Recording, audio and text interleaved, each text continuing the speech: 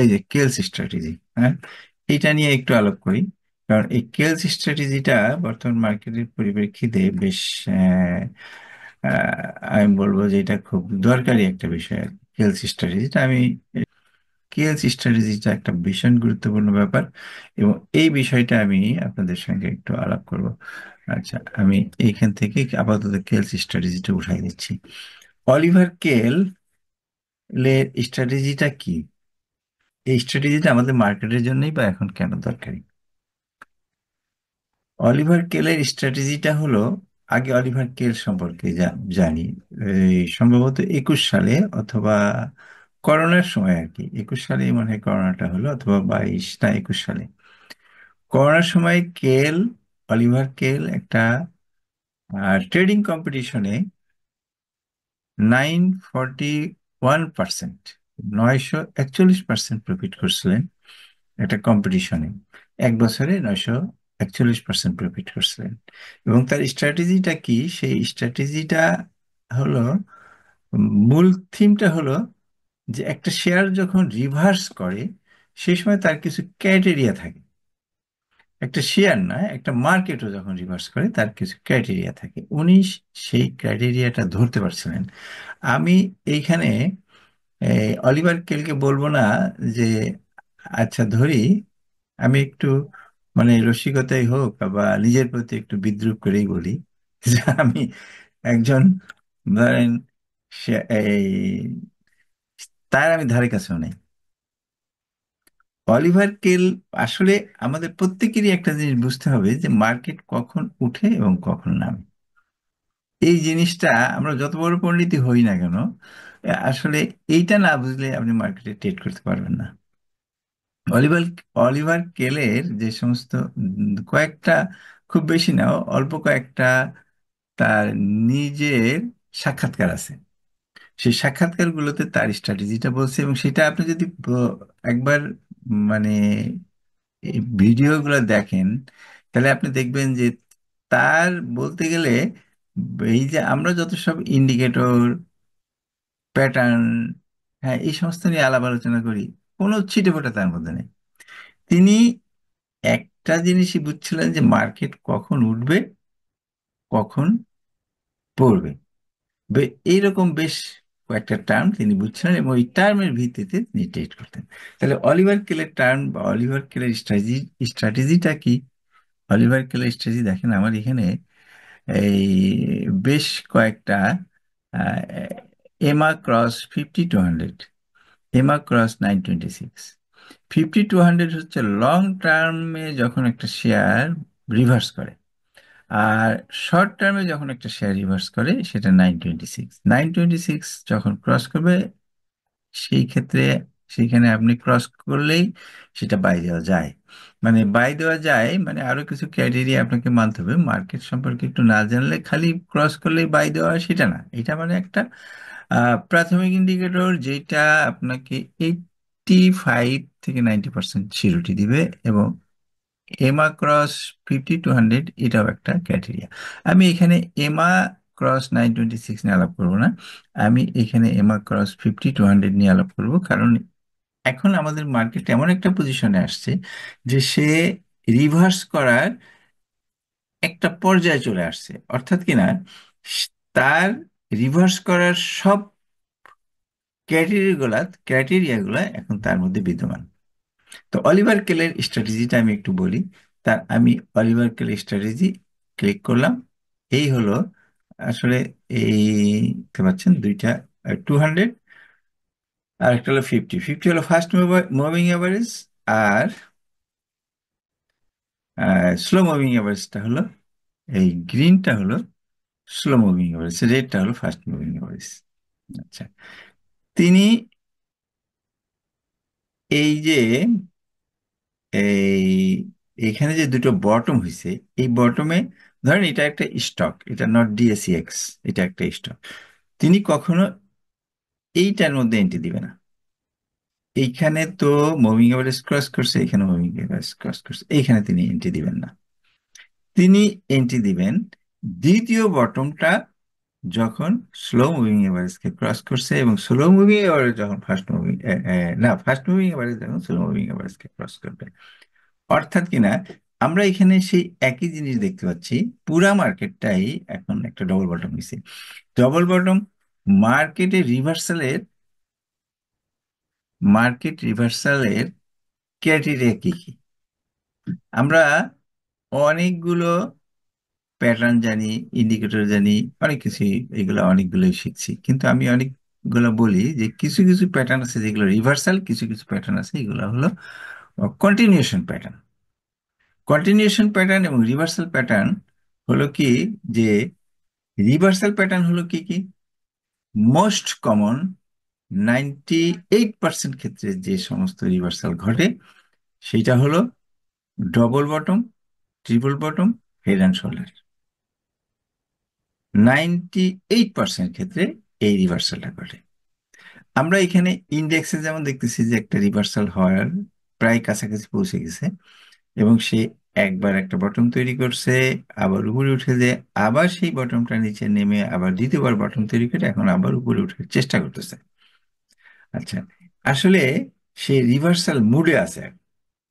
এখন market reversal মোডে আছে, শুধু মার্কেট না, এইভাবে যদি আমি আলাদা আলাদা ভাবে বিভিন্ন ইন্ডিকেটর গুলোকে আমি দেখাই, বিভিন্ন স্টক গুলোকে দেখাই, দেখা যাবে যে সব স্টকে এরকম একটা ডবল বটম করার অবস্থায় আছে। এইটা কিন্তু, এই জায়গাটায় এটা যদি আমি একটা স্টক, আলাদা স্টক ধরি, তাহলে এটা কিন্তু বাই দেওয়ার কোনো জায়গা না। বাই দেওয়ার জায়গা হলো এইখানে। তার মতে, অলিভার কেলের মতে হলো এইটা হলো এই তার, তিনি এটাকে বলছে হ্যান্ডেল। মানে আমি বলবো যে তিনি মার্কেট ধরতে পারছেন, কিন্তু মার্কেটে আমরা যে ধরনের টার্ম ব্যবহার করি তিনি ওই ধরনের টার্ম ব্যবহার করেন নাই। উনি তার নিজের মতো করে টার্মগুলো ব্যবহার করছেন। যেমন আমরা একটা ফ্ল্যাগকে ফ্ল্যাগই বলি, মানে একটা কনসলিডেশন যখন সে রিভার্স করার পরে যখন সে এই কনসলিডেশন হয় বা একটা কারেকশন হয়, সেই সময়টা দুটো প্যাটার্ন সাধারণত হয়ে থাকে, একটা হলো পেন্যান্ট আর একটা হলো ফ্ল্যাগ। তো তিনি এটাকে ফ্ল্যাগও বলেন না, পেন্যান্টও বলেন না, তিনি বলে এটা একটা হ্যান্ডেল। আচ্ছা, আমিও হ্যান্ডেল বলি। ঠিক আছে, আমি আমি এটাকে একটা হ্যান্ডেল বললাম। আচ্ছা, এই যে একটা হ্যান্ডেল এখানে তৈরি হয়েছে, এই হ্যান্ডেলটা যখন, এটা একটা ফ্ল্যাগ, এই হ্যান্ডেলটা যখন ব্রেক করবে উপরের দিকে, এখন এটা ব্রেক করবে কিনা এটা, আচ্ছা, এইখানে RSI 50 লাইনে পরে এখানে বাধা পাইছে আর কি। হ্যাঁ, RSI 50 লাইনে এটা কিন্তু একটা রেজিস্ট্যান্স। আচ্ছা, যাই হোক, আমি এখানে পরে আসতেছি। যখন এটাকে ব্রেক করবে হয়তো বা আরো একটা বটম করতে পারে, সেটা ব্যাপার না। ব্যাপার হলো যে সে তো পৌঁছে গেছে, সে তো তার বটমে পৌঁছে গেছে। এখন এনি টাইম এটাকে সে ব্রেক করতে পারে। আচ্ছা, এখন এইটা যখনই সে ব্রেক করবে, ব্রেক করলে এখানে অলিভার কেল এখানে একটা বাই দেবে। এটা অলিভার কেলের এ, হিসাব। আচ্ছা, তো এখন আমাদের মার্কেটে, তাহলে আমি বলছি কি, double bottom, triple bottom, head and shoulder. আরো দুই একটা আছে, যেমন ধরেন রিভার্সাল হলো উলফ ওয়েভ। হ্যাঁ, এই ধরনের বেশ কিছু রিভার্সাল আছে। তাহলে আপনি বলবেন যে তাহলে আপনার হারমোনিক প্যাটার্ন গেল কই? আসলে ডবল বটমই তো হারমোনিক হারমোনিক প্যাটার্নের বটম। এটা যদি এক্স হয়, এক্স, এ, বি, সি, এটা সিতে আসছি, আমরা এখন ডি এর খোঁজ করব। ডিটা কোথায়? ডবল বটমই একটা হারমোনিক প্যাটার্নের বটমটাই হলো ডবল বটম। আচ্ছা, সব হারমোনিক প্যাটার্নের বটমে একটা ডবল বটম হবে, হয়ে থাকে। এবং এটা আমার আমার যেটা মনে হয়, আমি হয় নাই এরকম দেখি না।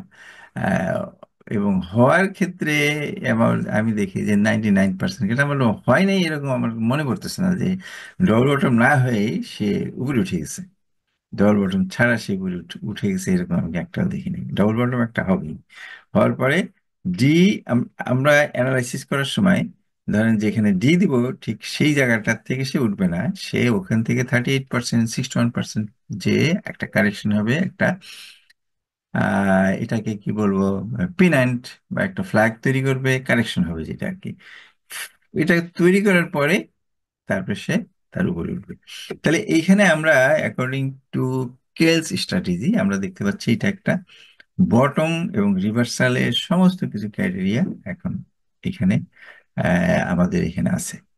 তাহলে পরে আমাদেরকে এখন এই অবস্থায় আমাদের ইন্ডিভিজুয়াল স্টক খুঁজে খুঁজে যেগুলা বাই দেওয়ার মতো সেগুলাকে, মানে আমি বলছি না, মানে আমি বলছি এই কথাটাই যে অ্যাজ এ ট্রেডার হিসেবে আমি যেটা করব, মানে ওই ধরনের স্টক খুঁজে খুঁজে হয় বাই দিব যদি দেখি যে এভরিথিং ইজ সুইটেবল, আর না হলে সেই স্টকগুলো আমি আমার শর্ট লিস্টে রাখি। আচ্ছা, যখন মার্কেট রিভার্স করতে থাকে কিছু শেয়ার কিন্তু মার্কেটের আগে উঠে, কিছু শেয়ার মার্কেট উঠে গেলে একটু পরে উঠে। অর্থাৎ ধরেন একটা শেয়ার যদি এই 80% স্টক যদি মার্চ মাসে মার্চ মাসে উঠে, তাহলে 10% স্টক উঠবে ফেব্রুয়ারি মাসে, আর বাকি 10% উঠবে এপ্রিল মাসে। মানে আমি যেটা বলতেছি যে মানে most of the stocks reverse করবে আপনার একটা সময়ে, হয়তো একটা নির্দিষ্ট মাসে 80% শেয়ার রিভার্স করবে। কিন্তু বাকিগুলা হয়তো তাদের কিছু কিছু ক্রাইটেরিয়া থাকে, তাদের হয়তো কোনো ফান্ডামেন্টালি উইকনেস থাকে, হ্যাঁ, কোনো মামলা মোকদ্দমা থাকে, নানান কিছু থাকে, যে জন্য তারা একই সঙ্গে রিভার্স করতে পারে না। তারা হয়তো কেউ আগে করে, কেউ পরে করে, হ্যাঁ, কেউ কেউ আবার একটু এক্সট্রিমলি বুলিশ থাকে। হ্যাঁ, যে বুলিশগুলা দেখা যায় যে কোনো সেক্টর যখন রান করে সেই সেক্টরের মধ্যে যারা একটু বেশি অগ্রগামী থাকে, দেখা যায় যে তারাই ওই নির্দিষ্ট 80%-এর আগে তারা উঠে যায়। আর যেগুলো একটু উইকনেস থাকে সেগুলা একটু পরেই ওঠে। আচ্ছা, এখন আমি বলবো যে মার্কেট এখন এমন একটা পজিশনের মধ্যে আছে যে সে হয়তো আহ, এই যে কোনো একটা সময় সে রিভার্স, আমার কাছে মনে হয় যেন এটা তার রিভার্সালি, হয়তো বা একটু নিচে নামলেও নামতে পারে, সামান্য নিচে নামতে পারে, কিন্তু আমার ধারণা যে এটা যে বটম, এই বটমে সে আসবে না, বটমে আসবে না অলরেডি। সে এইখানে এই মুভিং এভারেজটা, 50 মুভিং এভারেজটার সঙ্গে এটা একটা রেজিস্ট্যান্স, এখানে সে বাধা পেয়ে ফিরে আসছে, আবার সে উপরে ওঠার জন্য চেষ্টা করতেছে। আচ্ছা, এখন আমি একটু আরএসআই বা অন্যান্য কিছু সাহায্যে দেখি। আমি এখানে আগে থেকে যেভাবে আঁকায় রাখছি মার্কেট কিন্তু সেভাবেই যাচ্ছে। এখন বিষয়টা হলো কি, এটা হলো আরএসআই 50 লাইন, 50 লাইনের থেকে এখন সে উপরে উঠার দিকে যাচ্ছে। আচ্ছা, এখন আমি ম্যাকডিটা এখান থেকে উঠাই দিই। আচ্ছা, আরেকটা জিনিস, মার্কেট যে এখন উঠবে কিনা, মার্কেট যে এখন রিভার্স করবে কিনা, তার একটা বড় প্রমাণ হলো, তার আরেকটা প্রমাণ হলো, বড় প্রমাণ ঠিক বলবো না, অনেক প্রমাণই আছে যে মোমেন্টাম ইন্ডিকেটর যেগুলা, সেই মোমেন্টাম ইন্ডিকেটরের সঙ্গে মার্কেট একটা ডাইভারজেন্স তৈরি করে। সেই ডাইভারজেন্সটা এখানে আছে কিনা, এইখানে এটাকে আমরা বলবো রিভার্স ডাইভারজেন্স। এটা এইখানে, ওকে। আর এইটাকে যদি আমরা দেখি, আচ্ছা, এইটা, এটা কিন্তু একটা ডাইভারজেন্স, কারণ এইটা সমান মানে মোমেন্টাম ইন্ডিকেটরের বটম গুলা সমান্তরাল, কিন্তু প্রাইসটা হলো ডাইভার্স করছে, প্রাইস ডাইভার্স করছে। তাই এটা কিন্তু একটা এটা কিন্তু একটা ডাইভারজেন্স। এই ডাইভারজেন্সটা সম্পর্কে একটু এখানে ডাইভারজেন্স মেনু আমার এখানে ওপেন, ABC, এই হলো ডাইভারজেন্স। এখানে আপনি অনেকগুলো ডাইভারজেন্স দেখতে পাবেন। আহ, তার মধ্যে হলো, আচ্ছা, এইখানে আমি যে ডাইভারজেন্সের কথা বলছি, এই ডাইভারজেন্স হলো বুলিশ ডাইভারজেন্স, হলো কোনটা, এটা হলো প্রাইস, এটা, এটা, ওকে। আমাদের ডাইভারজেন্সটা হলো এই এই ডাইভারজেন্সটা, এটা হলো রেগুলার ডাইভারজেন্স। হুম। এই ডাইভারজেন্স, অথবা আমরা, হ্যাঁ, এটা হলো মানে প্রাইসের বটম নিচে নেমে গেছে। আচ্ছা, ওকে। এখন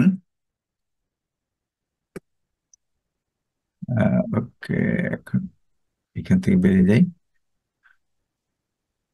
আচ্ছা, তা আমরা যেটা জানতে চাচ্ছিলাম যে মার্কেট এখন এমন একটা পজিশনে আছে, সুতরাং এই পজিশন থেকে, তা এটা আমাদের মার্কেট নিয়ে আলোচনাটা গেল।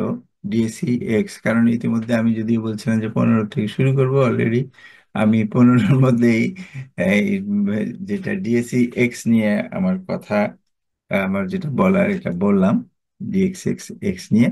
এখন আমি যেটা যে কিছু শেয়ার, আমি এটার সাপোর্টিং এ কিছু স্টক নিয়ে কথা বলবো। এটার সাপোর্টিং এ, আচ্ছা, এইখানে আমার একটা অবজারভেশন, শুধু না আমার, না, এটা হলো কি, এই যারা মার্কেট বোদ্ধা এবং যারা ইচিমুকু নিয়ে কাজ করেন, আমি ইচিমুকু নিয়ে আমি নিজে কাজ করলেও আপনাদেরকে ইচিমুকু সম্পর্কে খুব একটা কিছু বলি না, বা খুব একটা কিছু আলাপ আলোচনা করি না, কারণ ইচিমুকুটাকে আবার শেখাতে, এটা কি হারমোনিক প্যাটার্ন যত বড় তার থেকে অনেক বড় হলো ইচিমুকু কিঙ্কো হাই। সুতরাং এটা নিয়ে আলাপ করতে গেলে অনেক প্রশ্ন আসে, অনেক কথা, প্রশ্নের উত্তর দিতে হয়, অনেক বুঝাইতে হয়।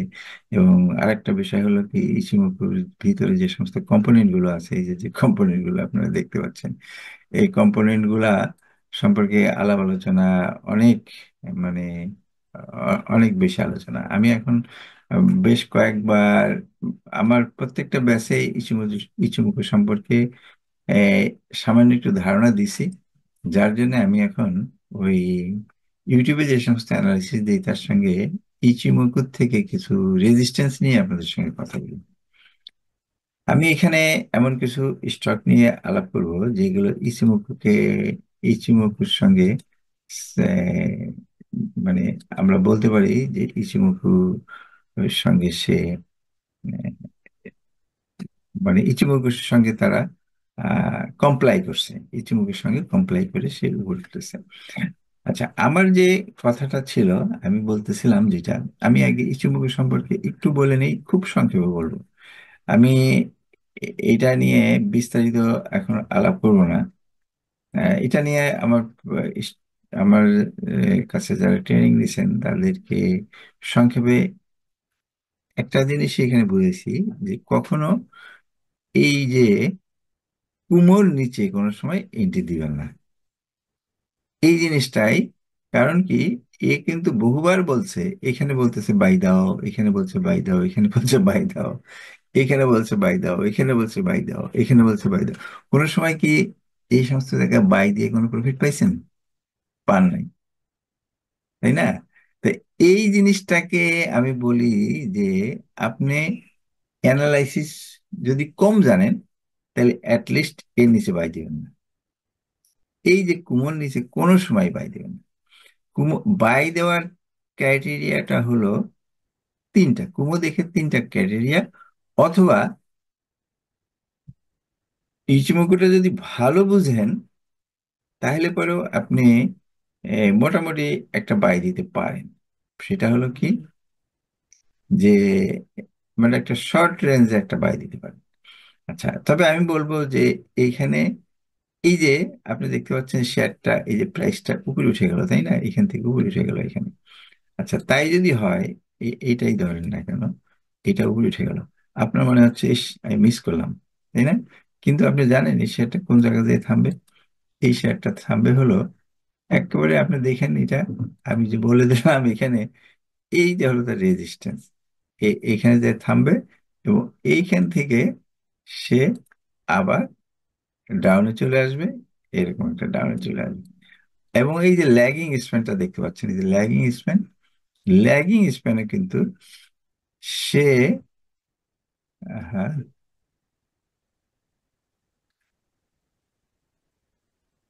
এই এই পর্যন্ত উঠে আবার এও কিন্তু পড়ে যাবে।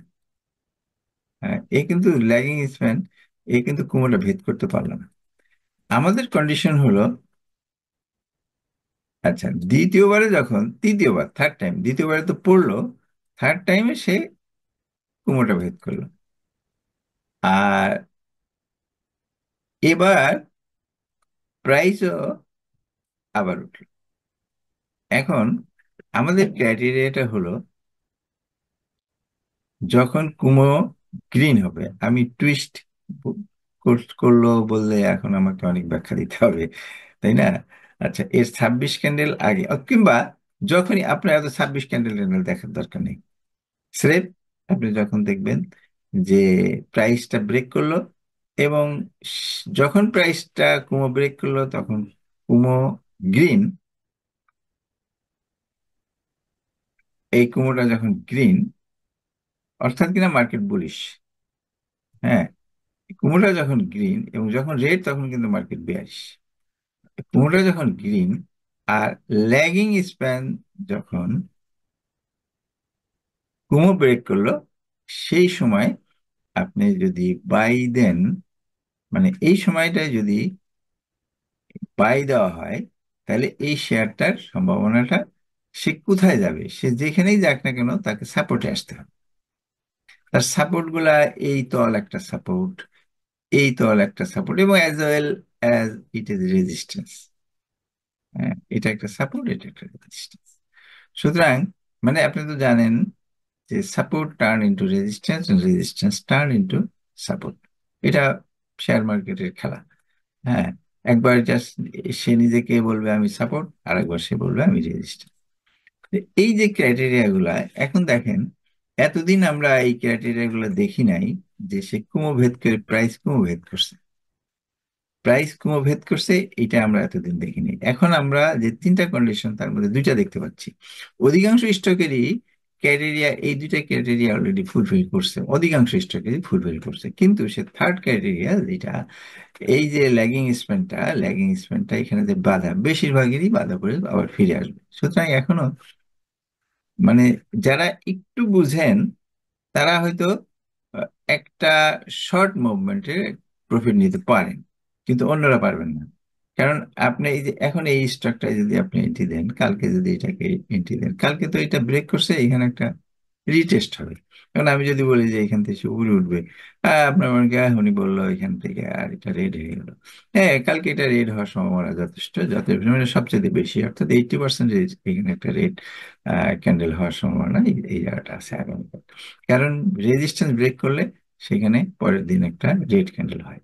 আচ্ছা, সুতরাং কিন্তু এটা একটা, আমি বলি যে এটা একটা ছোটখাটো একটা বাই পয়েন্ট। এটা এখানে একটা বাই দিলে আপনি হয়তো, আমি আপনাকে বাই দিতে বলছি না এটা এই ধরনের, মানে কি আমি জাস্ট এটা একটা আলোচনা মাত্র। হ্যাঁ, কখনো আমি যদি এরকম কথা বলি তা সেটাকে বাই সেল রিকমেন্ডেশন হিসাবে নিয়েন না। আচ্ছা, আসলে এই ধরনের কথাবার্তা বলা, উম, বলতে চাই না আর কি, এই ধরনের কথাবার্তা। তাহলে তো আমি ইনবক্সে আপনাদেরকে স্টক দিতে পারতাম, তাই না? আমি তো আজ পর্যন্ত জীবনেও কাউকে কোনো স্টক ইনবক্সে দেই নাই। আচ্ছা, তা এখন এটা যেটা বলতেছি যে এইখানে সে এই পর্যন্ত আসার সম্ভাবনা আছে 80%। আসার পরে এই যে তার রেজিস্ট্যান্স, এখান থেকে আবার ব্যাক করবে, আবার উঠবে। অর্থাৎ কি না, এই ঘটনাটা ঘটতে যে সময়টা লাগে, এই ঘটনাটা পর্যন্তই হলো অপেক্ষা করে থাকতে হবে। মানে একটা ফুল এই শেয়ারটার মার্কেট, অর্থাৎ হামির মার্কেট, হামি ইন্ডাস্ট্রিজের, আচ্ছা এটা একটা জেড ক্যাটাগরি। আচ্ছা, হামি ইন্ডাস্ট্রিজের ফুল ফ্লেজে উপরে ওঠার একটা ক্যাটাগরি। আচ্ছা, এখন আমি এটা হলো কি যে টেকনিক্যালি বললাম আর কি, কিন্তু একটা জিনিস খেয়াল রাখবেন যে হয়তো বা তার এখন এই ডিভিডেন্ড দেওয়ার একটা সময় চলে আসছে, এই জন্য এটা বাড়তেছে। আপনার একটা নিউজ টিউজ গুলো দেখবেন। কারণ কি, এই নিউজে সামনে যদি, মারা গেছে তো কিছুদিন আগে। হ্যাঁ সরি, আমাদের এমডি মারা গেছে কিছুদিন আগে। আল্লাহ ইনালিল্লাহ। আচ্ছা যাক, এ, খুব আচ্ছা। খুব বেশি বয়স্ক না, ইয়াং টাইপেরই। ও, 50-50-এর আশপাশ হবে। হুম। এটা তো মনে হয় এসিবি মার্কেট, এটা তো মূল মার্কেটে না না, নাই। আমি আমি এখানে আমি নিয়ে আলাপ করছি, আমি করছি মার্কেটের এটা মূল মার্কেটে, মূল মার্কেটে। ওভারঅল সিচুয়েশনটা, মার্কেটের ওভারঅল ওভারঅল সিচুয়েশনটা নিয়ে আলাপ করছি আর কি, যেটা আচ্ছা আমি এটাকে ঠিক এটা আছে। ইমাম বাটন ছিল আগে, ইমাম হ্যাঁ, বাটন থেকে হামি হয়েছে। আচ্ছা, ওকে, যাই হোক, আমি সেইটা নিয়ে আলাপ করতেছি। মানে এই ক্রাইটেরিয়া গুলো আমরা এখন অনেক জায়গায় দেখতে পাবো, এই ক্রাইটেরিয়া গুলো। আচ্ছা, এখন আমি এভাবে পাশে যেতে থাকি, দেখা যাক দেখি অন্যান্য স্টকগুলোর কি অবস্থা। এইটাও এটার মধ্যে ঢুকে গেছে, কিন্তু আমি বলবো না যে এটা মানে, কারণ এটা এর মধ্যে এটা যদিও টুইস্ট করছে, কিন্তু এটা অতটা আমি বলি সেটাকে বলবো না। আচ্ছা, এল, আচ্ছা, এইটা কিন্তু দুইটা ঘটনা, দুইটা ক্যাটেরিয়া এর এইখানে আমার মনে হচ্ছে। ও, এই যে এইখানে হলো ল্যাগিং স্প্যান, দেরি আছে তবুও এই এই শেয়ারটা, এটা এইটার যে ঘটনাটা, যে এই শেয়ারটা আসলে একটা বুলিশ মোডেই আছে। কারণ কি, এর রেকর্ড ডেটের সবকিছু চলে গেছে। হ্যাঁ, এটা এমন না যে রেকর্ড ডেটের কারণে বা এটা ইন্ট্রিনসিক ভ্যালুর কারণে এটা বাড়তেছে। হ্যাঁ, সুতরাং এই শেয়ারটাও বেশ ভালো একটা স্টক, এবং এই শেয়ারটাও আসলে বুল রানের মতো একটা সিচুয়েশন। তা যাই হোক, এইটা এখন এন্ট্রি না দিলেও পরেও এন্ট্রি দেওয়া যাবে, কারণ কি, ল্যাগিং স্প্যান এখানে যে, তো আর সে এখান থেকে ফুটা হয়ে বের হবে না, সে আবার এখান থেকে তাকে এখানে আসতেই হবে, আবার এখানে এখানে ধাক্কা লেগে তাকে এখানে আসতে হবে, তারপরে হয়তো দেখা যাবে সে এখান থেকে বের হবে। হ্যাঁ, সুতরাং যারা একটু ভালো মার্কেট বুঝে তারা এখানে এন্ট্রি দিয়ে হয়তো এই ছোটখাটো একটা প্রফিট, এই 10 টাকার 9 টাকার শেয়ারে 1 টাকা প্রফিট নিতে পারে। এইটাই আর কি। তারপরে অল টেক্স ডাউন, এটা এটাকে কোনো পজিটিভ কিছু দেখছি না অল টেক্সের। আচ্ছা, তারপরে এইটা একমি ল্যাবটা যদিও ইচিমুকুর নিচে আছে। হ্যাঁ, আচ্ছা, কিন্তু এই স্টকটা এখন একটা হারমোনিক প্যাটার্নের মধ্যে আছে। আপনি যারা হারমোনিক প্যাটার্ন সম্পর্কে বুঝেন এখান থেকে করে নেবেন। এখান থেকে এক্স, এ, বি, সি, এটা হলো ডি। হ্যাঁ, কিন্তু এই ধরনের ক্যান্ডেল আগে বহু হয়েছে, এই একটা হয়েছে, এই একটা হয়েছে, এই, হ্যাঁ, এইগুলা কিন্তু খুব একটা কাজে দেয় নাই। আচ্ছা, এখনো তা রেকর্ডেড পার হয়ে গেছে। সুতরাং ক্যাশ ডিভিডেন্ড 35%, মাই গড, 35% অনেক দিছে। আচ্ছা, এ- এর এখন রাইট, এটাও একটা ভালো শেয়ার। এটা আমি এটা মানে একটা অ্যানালাইসিস করছিলাম, এটা একটু দেখি আমি এই শেয়ারটাকে। 61.8786, আচ্ছা, 786, ওকে। আর এটাকে যদি আমি, রেজিস্ট্যান্সটা কি ব্রেক করলো, রেজিস্ট্যান্স ব্রেক অর্থাৎ কিনা, সে উপরে উঠলেও এটার উপরে এসে পড়বে, মানে সে যেখানেই যাক, সে সাপোর্টে আসলে আহ, এর উপরে এসে পড়বে, এটুকু পড়তে পারে। আচ্ছা, তারপরে হয়তোবা সে আবার, হাই,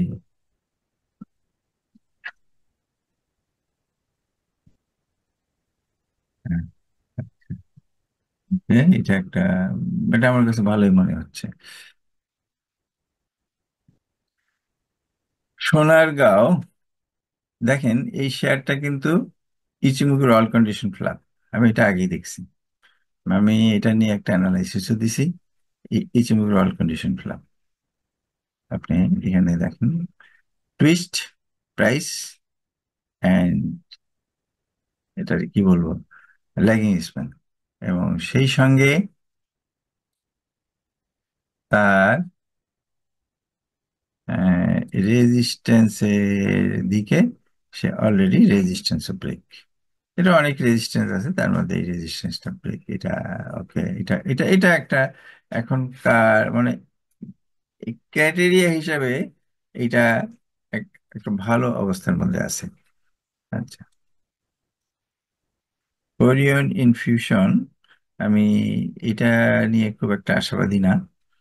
তবে ছোটখাটো মুভমেন্ট দিতে পারে, কিন্তু ফাইনালি আমার মনে হয়, মানে আমি এটা টেকনিক্যালি বলতেছি না, আমি এটার মানে মার্কেট, পাবলিক সেন্টিমেন্ট এবং এটার উপরে যে আইনের খড়গ ইত্যাদি নানান কিছু মিলায় আমি এইটার একটা ইয়ে দাঁড় করেছি আপাতত। যদিও সে, এইটা হলো তার রেজিস্ট্যান্স। দেখেন এইখানে আপনি যদি হারমোনিক প্যাটার্নেও দেখেন, এটা একটা রেজিস্ট্যান্স, আর একটা রেজিস্ট্যান্স আর কি। তো এই পর্যন্ত এইখানে তো দেখেন, এখানে একটা রেজিস্ট্যান্স আসলে ফাইভও বলেন, ইসিমুখও বলেন, সব একই।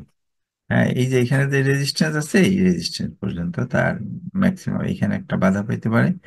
আচ্ছা, ম্যাক্সিমাম সেই পর্যন্ত, কিন্তু তাও তো কম না, 520। হ্যাঁ, আচ্ছা, কিন্তু এইটার এই যত রকমের মানে মামলা মোকদ্দমা আর যা বলেন ফাইন হয়েছে, তাতে তো এর এই পর্যন্ত যাওয়ার কথা না, কিন্তু টেকনিক্যালি তো সেটা বলতেছে। হ্যাঁ, আচ্ছা, যাই হোক, এখন সে যদি এখানে যাইতে পারে তো যাবে। এখন আমার টেকনিক্যালি যেটা বলে, এইটাও প্রায় বলিস একটু আর একটু, এইটা বিকন ফার্মাটা আমার মনে হয় খুবই একটা ভালো পজিশনে। আমি বলবো, এই কারণেই বলবো যে কুমো যেটা খুব পাতলা হয়ে আসছে, সেই গুলা, সেই স্টক গুলা অনেক দূরে যায়। এই একটা মানে, সেটা কি যে তার কনসিডারেশনটা বেশি থাকে এবং তার মুভমেন্টটা এখন এইটা আরেকটা জিনিস কি, এখানে একটা বেয়ারিশ ফ্লিপ, সে অ্যাটলিস্ট এটুক তো হবে, 1 2 3 প্যাটার্ন, 1 2 3 প্যাটার্ন হলে তো সে 1 2 3 প্যাটার্নে 161.8% থেকে 261.8% পর্যন্ত এই, যাইতে পারে এটা। সুতরাং এটার যাই হোক, এখন আমার মনে হয় না যে এটা আর কোনো লস দিবে এখন। প্রায় আমি কিনছিলাম এরকম জায়গায়, আমার মনে হয় আমি দেখি নাই, আমার পোর্টফোলিওতে দেখি নাই যেটা লাভ আছে না লস আছে। হ্যাঁ, আমি এরকম জায়গায় বা এরকম একটা জায়গায় কিনছিলাম। তো সুতরাং আমি মনে হয় যে আমার সমান সমান এসে গেছে এটা। আচ্ছা, যাক, Beacon Pharma it is okay. একটু দেখতে হয় ওয়াই ম্যাক্স এর কি অবস্থা। ওয়াই ম্যাক্সটা আমি এখনো, ওয়াই ম্যাক্সের মনে হয় রেকর্ড একটু ব্রেকআউট বিচার অপেক্ষায় থাকতে হবে। আচ্ছা, এইখানে কিছু একটা ব্যাপার কোথায় যেন, আমি মনে হয় কয়েকদিন আগে এটা একটা অ্যানালাইসিস দিছি। আচ্ছা, যাই হোক, এটা তো একটা কাপ উইথ হ্যান্ডেল, এটা তো ঠিক আছে। আর কিছু না হোক, কাপ উইথ হ্যান্ডেল। আর এইখানে যে সে কুমোরটা ব্রেক ব্রেক করছে কিনা আমি ঠিক দেখতে পাচ্ছি না, কুমো ব্রেক করাটা। এখানে যদি কুমো ব্রেক করে থাকে দেন ওকে, অথবা কুমো ব্রেক না করলে কালকে এটা না, এই যে রেজিস্ট্যান্সে ধাক্কা লেগে সে থেমে গেছে। কালকে এটা কারেকশন হবে, কারেকশনের পরে দেখেন যদি মনে করেন, তো আপনার জন্য এটা ভালো হইতে পারে। এটা রেকর্ড ডেট 5ই ডিসেম্বর, ওকে। সুতরাং আমার মনে হয় যে এটা কোনো ভয়ের কারণ নাই। যাই হোক, ভয় ভীতি আপনার নিজের মধ্যে। হুম, ওয়াই ম্যাক্স, আচ্ছা, এইটা অবস্থা কি? ফাইন ফুড, ফাইন ফুড তো মুভমেন্টের উপরে আছে। আমার এটা অ্যানালাইসিস আছে কোথাও যেন, আমি ঠিক এখন এটা বলতে পারবো না এটা কতদূর কি যাবে। আমার অ্যানালাইসিস ব্লগে অথবা কোথায় দেওয়া আছে এরকম আহ, এই চুম্বকের ব্যাপারটা। আহ, আচ্ছা, এটা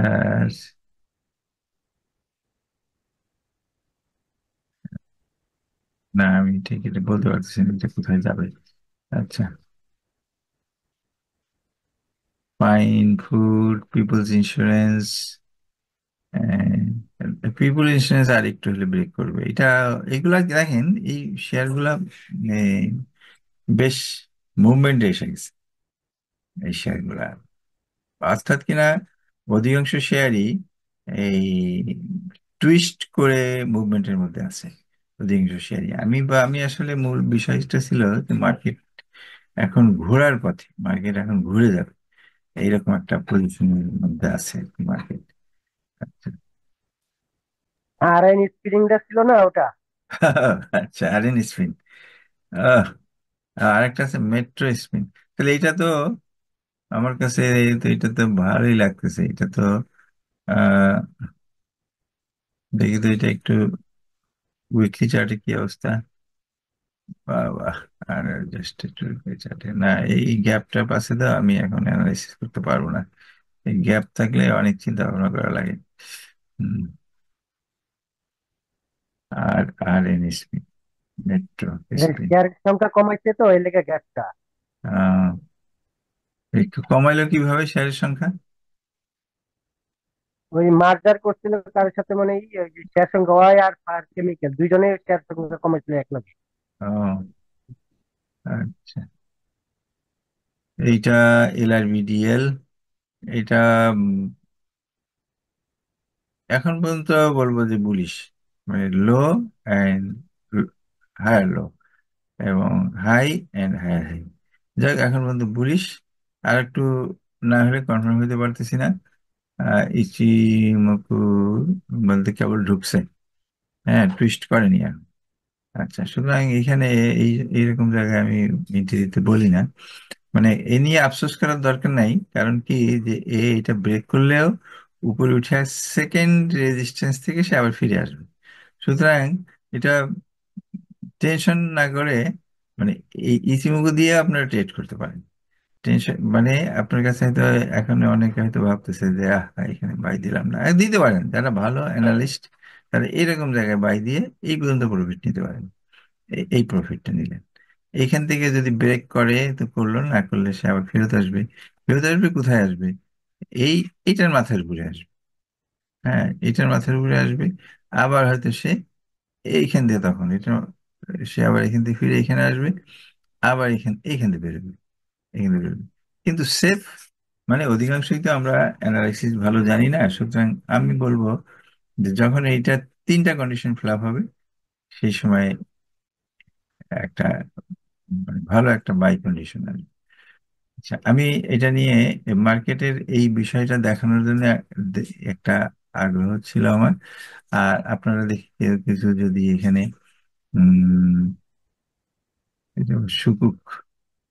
আহ, আচ্ছা, এই আর একটা স্কোয়ার ফার্মা। স্কোয়ার ফার্মাটা,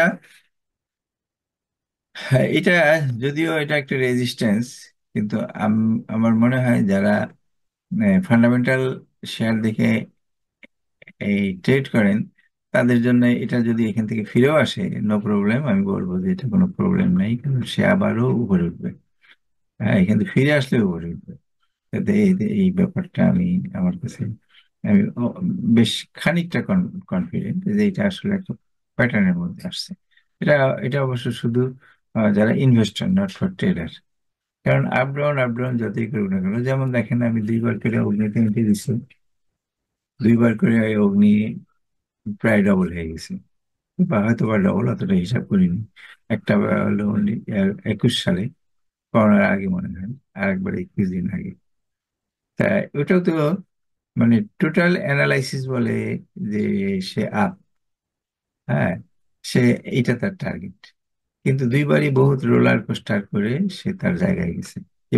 এবারও দেখেন অগ্নিটা গেল একটা রোলার কোস্টার। হ্যাঁ, কতবার উঠলো কতবার নামলো। এর মধ্যে আমিও মনে হয় একবার সেল দিছি, সেল দিয়ে আবার আবার সেটাকে বাই করছি। উম, আচ্ছা, ফান্ডামেন্টাল কয়েকদিন আগে আমি চ্যাট জিপিটির সঙ্গে মার্কেট নিয়ে আলাপ করতেছিলাম। তো চ্যাট জিপিটি আমাকে 10টা স্টক দিল। তার মধ্যে স্কোয়ার ফার্মাও একটা আছে, মানে বেশ কয়েকটা স্টক দিল যে এই স্টক গুলো ভালো হবে। 10টা স্টক আমি চাইছিলাম, তার মধ্যে আমি আপনাদের একটা একটা অ্যানালিসিস দিছি, আর আজকে আর একটা দিলাম। স্কোয়ার ফার্মা একটা অ্যানালিসিস কোনটা দিলাম ঠিক আমার মনে নেই। তা ওইটা কি অ্যানালাইসিস দিলাম? হ্যাঁ, এসিআই দিছিলেন, হ্যাঁ, এসিআই। এসে। আচ্ছা, ওইটা কি যে কন্ডিশন ফিল আপ করছে এই জন্য দিয়েছি।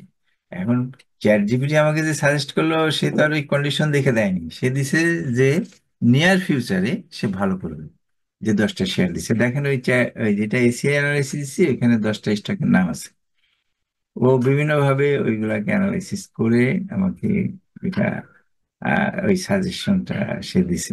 তা আমি আপনাদের জন্য শুধু অ্যানালাইসিস, মানে আপনারা তো ট্রেডার, আপনারা তো ইনভেস্টর না, মানে আমরা তো ইনভেস্টর না, সুতরাং আমরা তো ট্রেডার। সুতরাং যেটা ট্রেডের উপযোগী সেটা অ্যানালাইসিস দিছি। আবার এই যে আজকে দিলাম, আজকে না কালকে দিছি স্কয়ার ফার্মা, এটা ট্রেডের উপযোগী। ওর মধ্যে থেকেই কিন্তু আসলে বাড়তেছে। ও যেটা দিছে সেইটাই কিন্তু, ওইগুলাই এই মানে ও যখন দিছে সেই সময় হয়তো ওইগুলা ডাউন ছিল বেশি দিন, মানে 2-3 দিনের ব্যাপার আর কি। এখন দেখেন ওইগুলাই সে কুমো ভেদ করে উপরে উঠতেছে। আমার মনে হয় অল্প দিনের মধ্যে বাকিগুলা কুমো ভেদ করে উপরে উঠবে। চ্যাট জিপিটি একটা খুব সুন্দর আহ, মিজান ভাই, হ্যাঁ এনআরবি ব্যান্ডে কি কুমোতে সাপোর্ট পেলো? আচ্ছা, দেখতেছি।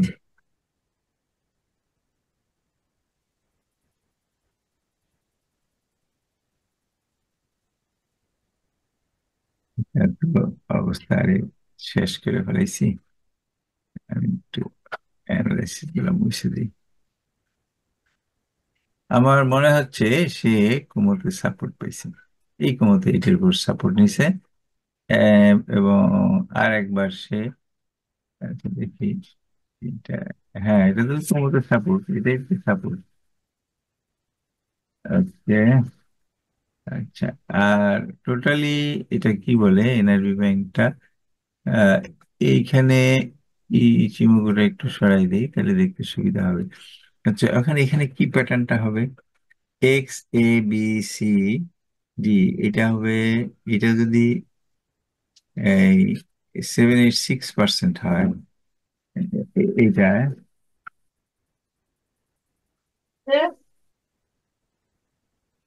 হ্যাঁ 786, আসলে দেখতে দেখতে অভ্যাস হয়ে গেছে।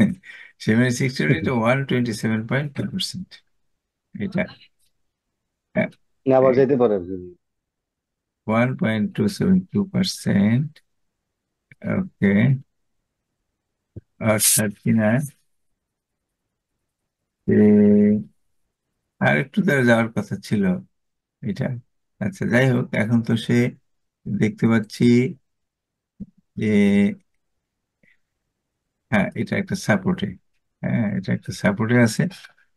না, ব্রেক করবে বলে মনে হয় না, ব্রেক করবে বলে মনে হয় না, কারণ এখানে RSI 50, 48, 45, এখনো সন্দেহের দোলায় থাকতে হবে। 50টা ব্রেক করলে তারপরে আগামীকালকে দেখেন কি অবস্থা হয়। মিড বুলিঞ্জার ব্যান্ডে একটু বাধা পাইছে।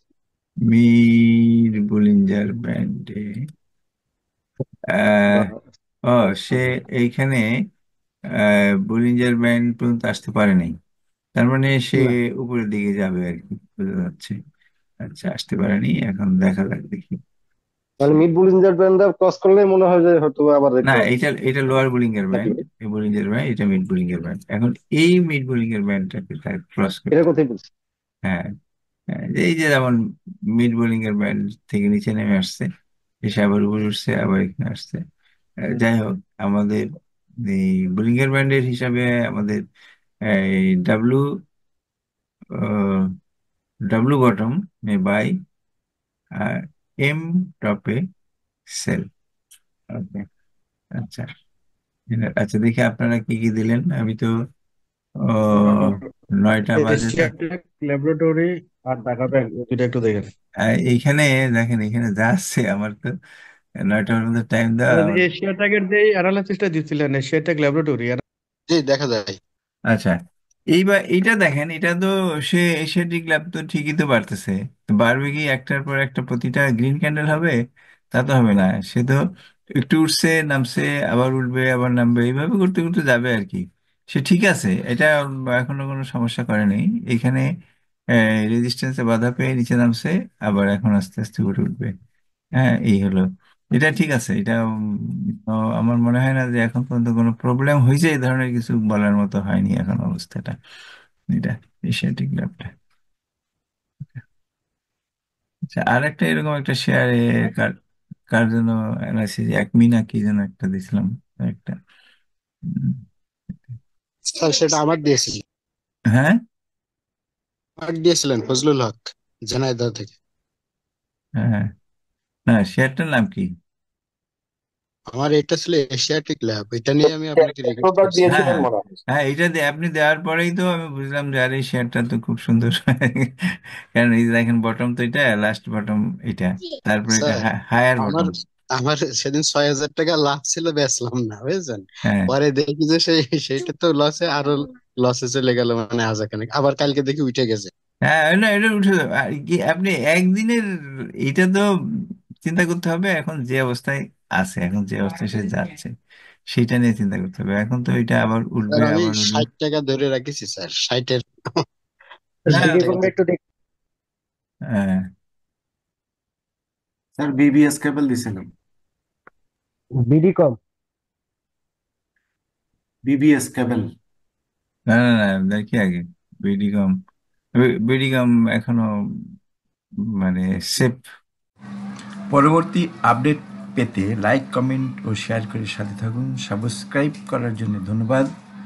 আসসালামু আলাইকুম।